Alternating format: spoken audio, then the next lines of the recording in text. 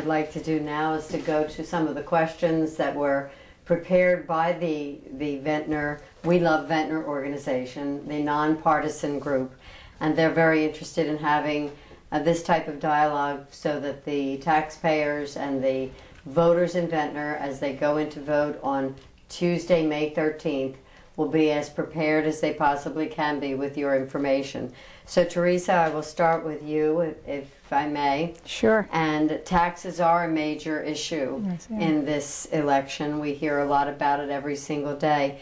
Please describe what you consider to be the three major contributors to this trend, and what taxpayers should realistically expect in terms of tax increases and leveling out or decreases in the next 4 years while you're in office. Well, what brought us to this, the taxes are high because of overspending, piling debt on top of debt, not planning on their major funding projects, failure to live within our means. And what we hope to do is a forensic audit as soon as we get in, and then go into zero-based budgeting.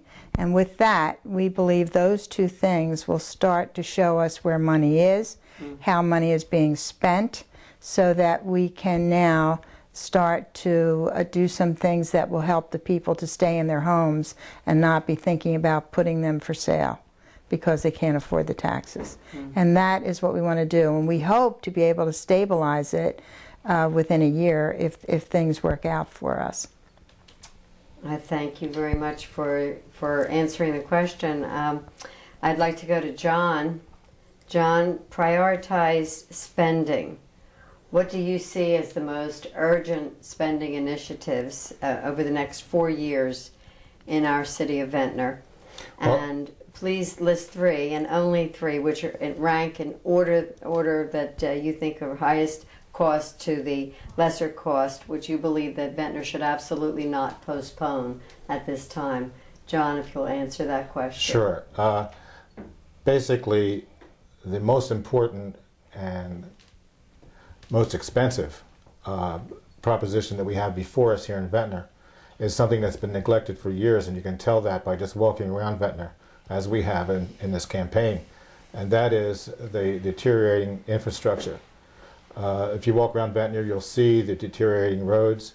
When you talk to the people of Ventnor, you'll find out that the storm control systems are inadequate or haven't been maintained, that the sewage system is difficult at best in some places, and this is a really a big item that's out there in front of us, and it's because it's been neglected for so many years. In addition to that, the second item would really have to be our debt service, reducing our debt service costs, which is running currently around $3 million a year. And there are certain segments of that debt service, particularly that have to do with the school, that are going to really balloon in a couple of years. So we have to be prepared for that and start addressing it in a mature and a way that we can handle that without adding additional burdens to our taxpayers.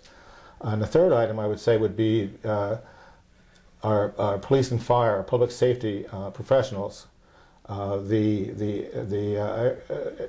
contributions to their pension have to be addressed, their salaries, all of those items. It's a high ticket item as well, maybe not as high as the others, but it's something that we can't avoid, and again, it needs to be prepared. We need to prepare for it. As I understand it, the city took a certain furlough from the pension contributions, and now we're going to have to face that contribution. So those would be the three items that I would think would be the most prominent. Thank you very much for your answer to the question.